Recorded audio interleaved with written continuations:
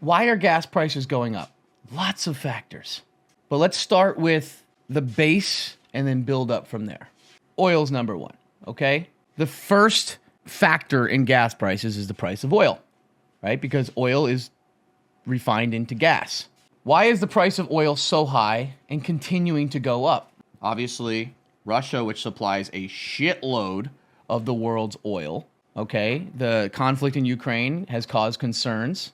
The pipeline has shut down. That's causing a lack of supply when there's just as much demand, which drives prices up. Then you've got other countries in the OPEC Plus, like Saudi Arabia, refusing to lower and to put more inventory out there. Why would they?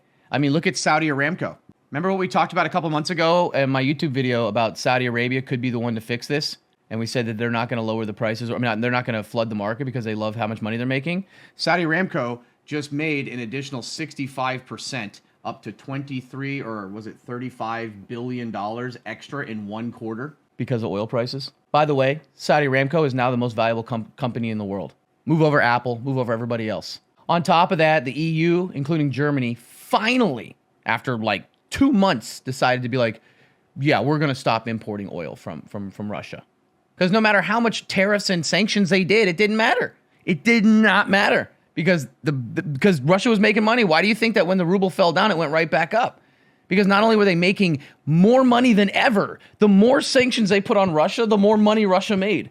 Because it was causing the oil prices to go up, and that was their main export. They were making way more money from oil than any other fucking exports that they were going to make on sanctions. They were making more money the more sanctions that happened because of the oil, right? And then when they said, listen, we're going to make you buy oil in rubles, all that did was force central banks across the world to buy up a bunch of rubles as a reserve currency so they could pay for oil in rubles just in case that they did go through. Saudi Arabia is not flooding the market. So you're saying to yourself, okay, but Stocky, I thought the president and the U.S. government was easing this. They opened up nothing. A drop in the bucket. We have strategic reserves, right? So the U.S. went from being an importer of oil to a net exporter. We produce so much oil that we now export it. And what we do is we say, okay, because it's smart, right? All this oil that we get, we're going to start stockpiling some of it, selling our oil out, making capital. And then one day, if we need to buy some, we will. But then if the world runs out or there's some problem or some war and it's all shut out, we've got a whole bunch of reserves, right? It's called your strategic reserves. So they said, all right, here's what we're going to do. The price of things oftentimes has to do with supply and demand.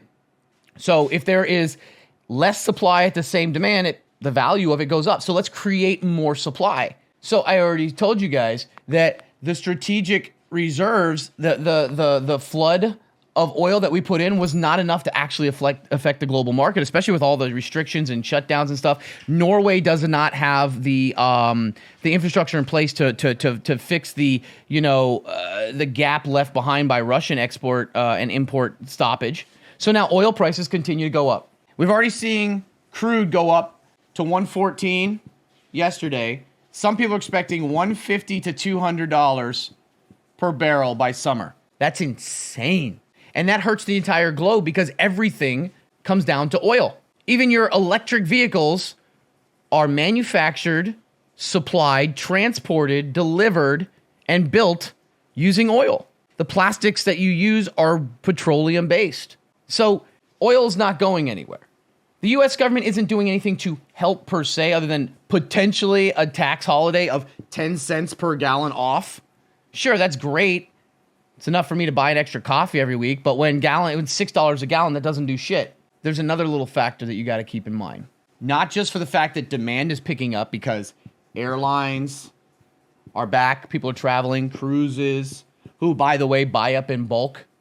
Manufacturing is at a high again after the COVID lockdowns that are come back. China's about to come back from lockdowns, meaning that they're going to need oil again, right? As we're seeing Shanghai and Shenzhen, as well as potentially Beijing.